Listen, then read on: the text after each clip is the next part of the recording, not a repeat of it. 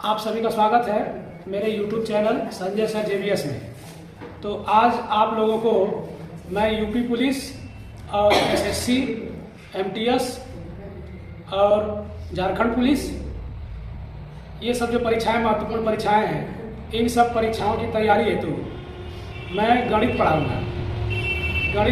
गणित में जो एक चैप्टर है आपका संख्या पद्धति लगभग हर परीक्षाओं के सिलेबस में रहता है। तो संख्या पद्धति एक ऐसा टॉपिक है जो बहुत ही कठिन नहीं है, लेकिन अगर कहा जाए तो बहुत ईजी भी नहीं है। तो आप लोगों को ये जो संख्या पद्धति है, इसका रोल सीटेट में और टेट में भी आती है। इसे प्रश्न सीटेट, टेट, कोई भी टेट हो, चाहे राजस्थान टेट हो, चाहे उत्तराखंड टेट हो, चाहे यूपी टेट हो, चाहे कोई भी टेट परीक्षा हो, सभी में ये क्वेश्चन समान रूप से पूछे जाते हैं। तो मैं आप लोग अगर मेरे चैनल पे नए जुड़े हुए हैं, तो जो लोग यूपी पुलिस की तैयारी कर रहे हैं या SSC की तैयारी कर रहे हैं या फिर अन्य प्रतियोगी परीक्षाओं की तैयारी कर रहे हैं, तो सभी में समान रूप से महत्वपूर्ण ये चैप्टर है आपका संख्या पद्धति। तो आप लोग मेरे चैनल को सब्सक्राइब कर लीजिए और जो वीडियो पड़ेगा उनको देखिए आप लोग। तो मैं आप लोगों से ये कहना चाहूँगा कि आज का वीडियो हम लोग शुरू करेंगे। शुरू करने से पहले थोड़ी सी ज़रूरी बात बताता हूँ कि मेरे चैनल पे जो मैं चढ़ाता हूँ वो तो फ्री ऑफ कॉस्ट है, लेकिन हम लोगों की ऑफलाइन कोचिंग भी चलती है। JBS कोचिंग सेंटर के नाम से हम लोगों की कोचिंग है और इस कोचिंग में ऑफलाइन लड़के भी पढ़ते हैं, जिसमें 9, 10, 11, 12 के लड़के लड़कियाँ आके पढ़ते हैं। तो कक्षा 9, 10 और 11, 12 से संबंधित जो भी छात्र छात्राएँ मेरे आसपास के रहने वाले जो ऑफलाइन कोचिंग ज्वाइन कर सकते हैं, आ करके कोचिंग से जुड़ जाएँ, क्योंकि कक्षाएँ सब शुरू हो गई है, चल रही है। इसके साथ ही साथ उत्तर प्रदेश पुलिस और यूपी टेट और सीटेट की भी कोचिंग हम लोगों के यहाँ चल रही है। तो जो लोग भी पढ़ना चाहते हैं ज़रूर पढ़िए।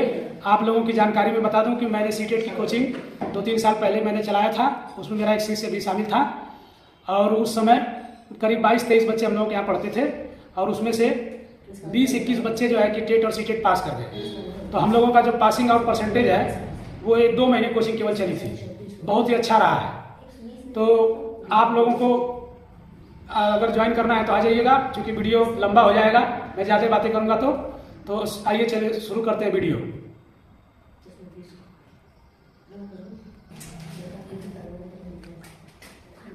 चैप्टर का नाम है संख्या पद्धति। संख्या पद्धति को अंग्रेजी में क्या कहते हैं? Number system. देखिए आप लोग, संख्या पद्धति क्या है इसके बारे में हम लोग विस्तृत रूप में थोड़ा चर्चा कर ले थोड़ा सा।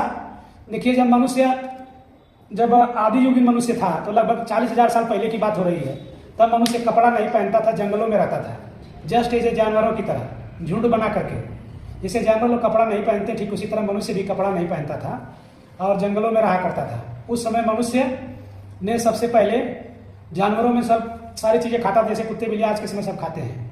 तो मनुष्य का पहला दोस्त, आप लोग जानते हैं कि मनुष्य का पहला दोस्त स्वाभाविक रूप से कुत्ता रहा होगा, क्योंकि कुत्ता मनुष्य के साथ रहना पसंद करता है। तो उस समय मनुष्य को गिनती भी नहीं आती रही होगी। लोग बाद में अपने फायदे के लिए गाय, बकरियां और भैंसों वगैरह को पालना शुरू किए, दूध वगैरह खाने के लिए। तो उन लोगों को गिनती नहीं आती थी। भेड़ और बकरी चरा के आते थे तो भेड़ें गायब हो जाती थी, गिनती नहीं आती थी।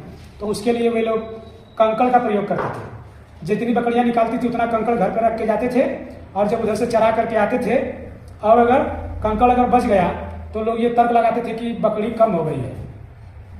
और अगर कंकड़ अगर बच गया तो जानते थे कि बकरी कम हो गई है, और कंकड़ अगर खत्म हो गया, अभी बकरी है, तो लोग ये तर्क लगाते थे कि 1-8 बकरी एक्स्ट्रा आ गई है झुंड में। तो पहले के लोगों को गिनती नहीं आती थी। तो गिनती का शुरुआत कब हुआ उस पर हम डिटेल में चर्चा तो नहीं करेंगे। तो आप लोग ध्यान दिए होंगे कि संख्या पद्धति, तो संख्या पद्धति हम लोग कब शुरू हुई, कैसे शुरू हुई।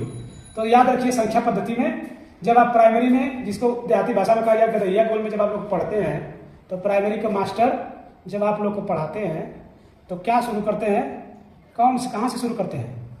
बोलिए। एक ही इकाई। पहले कहते हैं एक ही इकाई, फिर उसके बाद दुई इकाई, ऐसे बोलते हैं लोग। दरअसल वो नहीं समझते। 2 इकाई, 3 इकाई, ये सही है। 4 इकाई, तो इसका मतलब 4 इकाई का मतलब 4 गुणे 1। 5 इकाई का मतलब 5 गुणे 1। 6 इकाई का मतलब 6 गुणे 1। इसी तरह से 1 दहाई, 10 इकाई, 1 दहाई एक दहाई 10 एक 10 एक 11। तो उसको हम लोग 11 कैसे लिखते हैं? 11 को देखिए ऐसे लिखते हैं, एक दहाई मतलब 1 गुणे 10 प्लस 1 इकाई 1 गुणे 1 10 1 11। तो पूरी गिनती हमको प्राइमरी के टीचर ऐसे पढ़ाते हैं। एक बार फिर से रिपीट करता हूं, एक दहाई 1 इकाई 10 1 11। कितने लोगों को बचपन की ये बातें समझ में आती हैं? शायद आप बड़े हो गए हैं लेकिन आपको ये बात अभी भी समझ में नहीं आती हो। तो आप लोग बहुत ही विशेष टीचर संजय सर जीबीएस के साथ जुड़े हुए, आप लोगों को सारी बातें पता चलेंगी। क्योंकि उत्तर प्रदेश पुलिस और एसएससी में इतनी बातें डिटेल करना संभव है नहीं, तो हम लोग सारी बातों को बाद में चर्चा करते रहेंगे। अभी हम लोग वीडियो शुरू करते हैं, क्योंकि यूपी में जो डाटा है बहुत घाटा करा देता है। यूपी के लोग इतने गरीब होते हैं, मैं यूपी से बिलोंग करने वाला लोग हूँ, ऑल ओवर इंडिया मेरे चैनल देखे जाते होंगे, लेकिन यूपी के लोग डाटा में डाटा बचा के रखते हैं। इसलिए वीडियो को लंबा नहीं होने दूंगा, छोटा करूंगा। आइए हम लोग शुरू करते हैं संख्या पद्धति। संख्या पद्धति में जहां से गिनती हम लोग को गिनाई जाती है, जहां से गुरुजी हवन के गिनती गिनावन है, वो संख्या कहां से शुरू होले? 1 से। तो 1 2 3 4 गिनती कहां खत्म करते हैं? बोलो। 100 पे गुरुजी खत्म करवा देते हैं। लेकिन तो 100 पे खत्म करवा देते हैं। सवाल मेरा यह है कि क्या 100 के आगे गिनती नहीं होती है? होती है, बहुत अच्छे। 100 के आगे गिनती होती है 101 102 103 104 है ना। तो गिनती कहाँ खत्म होती है? खत्म नहीं होती गिनती, अनंत तक चलेगी। तो गुरुजी हमको 100 तक पढ़ा के छोड़ देते हैं, लेकिन गिनती खत्म नहीं होती कभी। तो सबसे छोटी प्राइमरी जहाँ से गिनती शुरू होती है, उन संख्याओं को, जहाँ से गुरुजी हमको पढ़ाते हैं, उन संख्याओं को हम लोग क्या कौन संख्या कहते हैं? प्राकृतिक संख्या। प्राकृतिक संख्याओं को अंग्रेजी में क्या कहते हैं? Natural number. Natural number. तो क्वेश्चन पूछा जाता है प्रतियोगी परीक्षाओं में कि सबसे छोटी प्राकृतिक संख्या कौन है? कौन है? ऑप्शन में अगर 0 दिया रहेगा तो 0 मार के हीरो बनेंगे कि 1 मार के हीरो बनेंगे? 1 मार के हीरो बनेंगे। अगर 0 मार दिए तो आप 0 बन जाएंगे। तो सबसे छोटी प्राकृतिक संख्या 1 है। दूसरा क्वेश्चन यह है कि सबसे बड़ी प्राकृतिक संख्या कौन सी है? तो सबसे बड़ी प्राकृतिक संख्या कौन सी है? तो कुछ लोग अगर बहुत बकलोल होंगे तो वो लोग सलमान खान के फॉलोअर होंगे या फिर फिल्म देखते होंगे, तो मेरे कहने का मतलब यह है, तो वो कहेंगे कि सबसे बड़ी प्राकृतिक संख्या 9 है। और उससे भी बड़े विद्वान होंगे, न्यूटन के नाना होंगे, तो वो कहेंगे कि सबसे बड़ी प्राकृतिक संख्या 100 है। कहेंगे गुरुजी हमन के 100 तक पढ़ौले होंगे। लेकिन उनको ये पता होना चाहिए कि सबसे बड़ी प्राकृतिक संख्या कोई होती नहीं है। इसका सही उत्तर है सबसे बड़ी प्राकृतिक संख्या कोई नहीं। लेकिन अगर कोई नहीं है तो ऑप्शन इनफाइनाइट है तो इनफाइनाइट लगा देंगे, लेकिन इसका सबसे सही उत्तर कोई नहीं है। क्योंकि अगर कोई कहे कि 1 करोड़ एक सबसे बड़ी प्राकृतिक संख्या है, तो मैं कहूंगा अरे बबुआ मैंने एक जोड़ दाऊंगा तो 1 करोड़ 2 हो जाएगा, 1 करोड़ 2 उससे भी बड़ी प्राकृतिक संख्या हो जाएगी। तो कहने का तात्पर्य यह है दोस्तों कि कोई भी प्राकृतिक संख्या सबसे बड़ी नहीं होती, क्योंकि हमेशा संभावना होती है उससे बड़ी संख्या होगी। उसमें 1 जोड़ेंगे तो उससे बड़ी संख्या मिल जाएगी। तो आगे आ जाइए पूर्ण संख्या। देखिए यहाँ से यहाँ तक की संख्याएं 1 2 3 से लेकर इनफाइनाइट तक की संख्याओं को हम प्राकृतिक संख्या कहते हैं। और प्राकृतिक संख्याओं के ग्रुप में अगर एक 0 को भी शामिल कर दिया जाए, 0 को शामिल कर दिया जाए, तो उस संख्याओं का नाम बदल जाता है। उस संख्याओं का नाम क्या हो जाता है? पूर्ण संख्या। पूर्ण संख्या को अंग्रेजी में होल नंबर्स कहते हैं, W से दिखाते हैं। इसके बाद हम लोग आ जाते हैं ऋणात्मक पूर्णांक। ऋणात्मक पूर्णांक किसे कहते हैं? यदि प्राकृतिक संख्याओं के आगे ऋण चिन्ह लगा दें तो जो संख्याएं प्राप्त होगी उसे हम लोग ऋणात्मक पूर्णांक कहेंगे। यहाँ क्वेश्चन है अभिषेक से, क्वेश्चन ये है कि सबसे छोटा ऋणात्मक पूर्णांक कौन है? Minus infinite. सबसे छोटा ऋणात्मक पूर्णांक माइनस इनफाइनाइट। सबसे छोटा इधर है दोस्तों, सबसे छोटा इधर है, और सबसे बड़ा ऋणात्मक पूर्णांक माइनस है। ऋणात्मक पूर्णांक को अंग्रेजी में क्या कहते हैं? Negative integers. इसको आई माइनस से दिखाते हैं, आई माइनस से भी दिखाते हैं। इसके बाद आ जाओ धनात्मक पूर्णांक। धनात्मक पूर्णांक अगर प्राकृतिक संख्याओं के, सभी प्राकृतिक संख्याओं के आगे अगर प्लस लगा दें तो जो पूर्णांक प्राप्त होंगे उसे हम लोग धनात्मक पूर्णांक कहेंगे। दरअसल धनात्मक पूर्णांक और प्राकृतिक संख्याओं में कोई अंतर है नहीं, केवल धन चिन्ह लगा हुआ है। तो ये क्वेश्चन बनता है सबसे छोटा धनात्मक पूर्णांक कौन है? सही उत्तर बताइए। +1। सबसे बड़ा धनात्मक पूर्णांक प्लस इनफाइनाइट, या फिर सबसे बेस्ट उत्तर कोई नहीं। इसके बाद आ जाइए, पूर्णांक नहीं लिखा क्या मैंने पूर्णांक नहीं लिखा। इसके बाद आ जाइए पूर्णांक। यहाँ लिख देता हूँ पूर्णांक। पूर्णांक में जो संख्याएं होती है -1 -2 -3 dot dot dot minus infinite ऋणात्मक पूर्णांक, और 0 और धनात्मक पूर्णांक +1 +2 +3 dot dot dot plus infinite.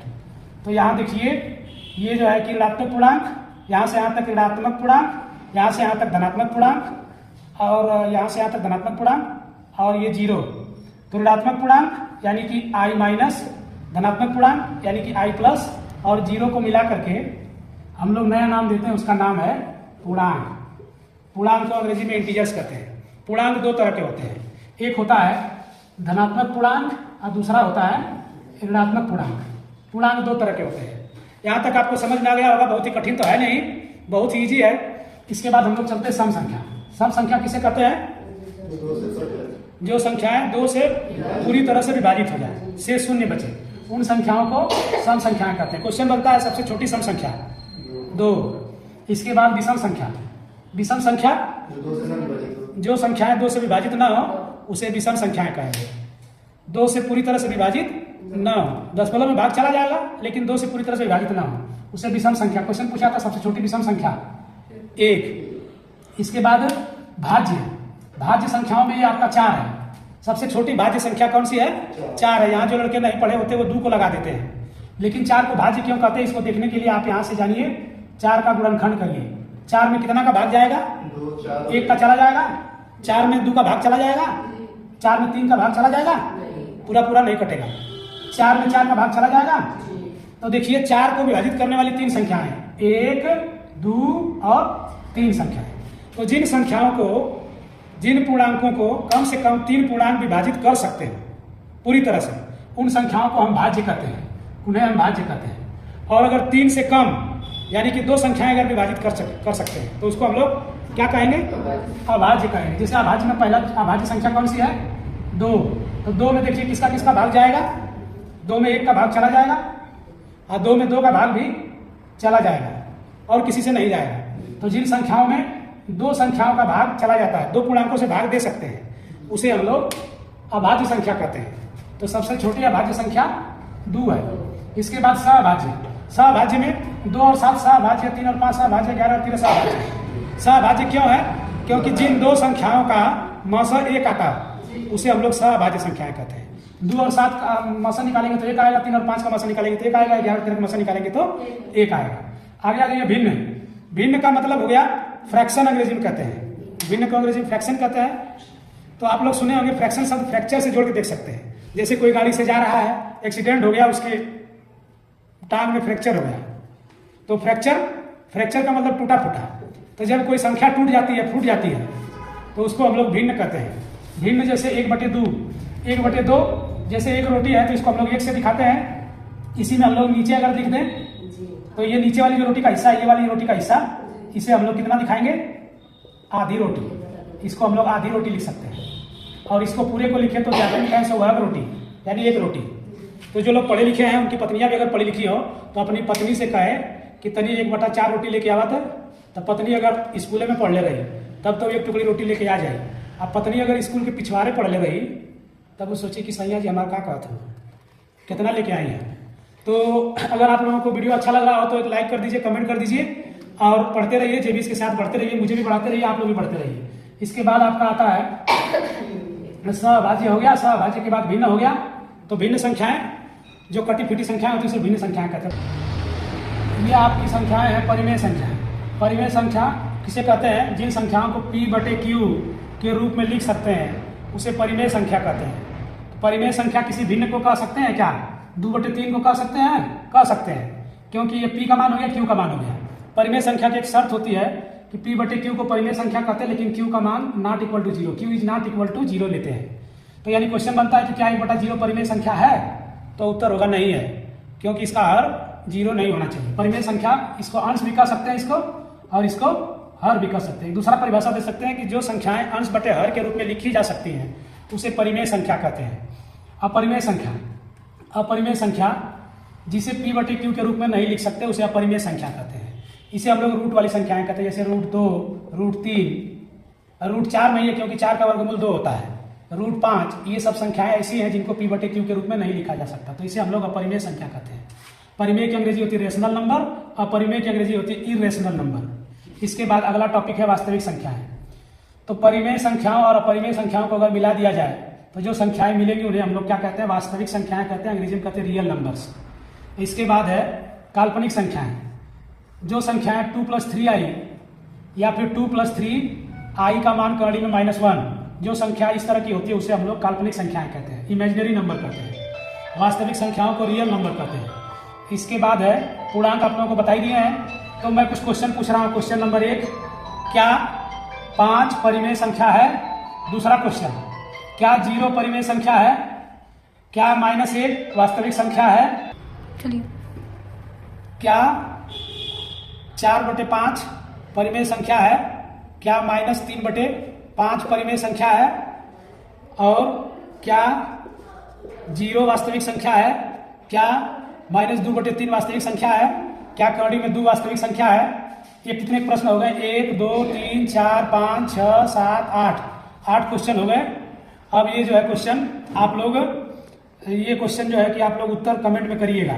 सबसे लास्ट क्वेश्चन है कि जो मैंने आज का वीडियो बनाया है, इसमें जिस तरह से पढ़ाया है वो आपको कैसा लगा, वो कमेंट में दीजिएगा। इसके लिए मुझे बहुत ही अच्छा लगेगा। और इसके साथ ही साथ मैं आप लोगों से ये कहना चाहूँगा कि आप यदि मेरे चैनल पे नए हैं तो मेरे 566 या 65 सब्सक्राइबर हो चुके हैं। तो आप लोगों से एक अपील है कि आप लोगों को अगर वीडियो अच्छा लगा हो तो आप लोग मेरे चैनल को सब्सक्राइब कर दिए। सब्सक्राइब करने का कोई पैसा नहीं लगता है। सब्सक्राइब का हिंदी होती है सदस्य बनना। आप मेरे चैनल का सदस्य बनते हैं, मुझे कुछ लाभ तक पहुंचाते हैं। क्योंकि आप लोगों को पता होगा कि जो चैनल ज़्यादा ग्रो करता है उसको यूट्यूब वाले ज़्यादा पैसा देते हैं। तो मैं आप लोगों को फ्री में अगर शिक्षा दे रहा हूँ यूट्यूब पे आकर के, तो आप लोगों का भी फर्ज बनता है कि आप लोग भी मेरे चैनल को ग्रो करवाने में मदद करें। जो भी मेरे JVS से जुड़े हुए छात्र हैं मेरे चैनल से, उनको मैं बहुत बहुत बधाई देता हूँ इस वीडियो के माध्यम से कि मेरे 565 प्लस समथिंग 566, अभी मैंने देखा नहीं है, 566 सब्सक्राइबर हो चुके हैं। आप लोगों का बहुत बहुत धन्यवाद। केवल 1-1.5 महीना में इतिहास बनाने के लिए संजय सर JVS को नई ऊंचाइयों तक पहुंचाने में आप लोगों का बहुत बड़ा रोल है। बहुत बहुत धन्यवाद। जय हिंद, जय भारत।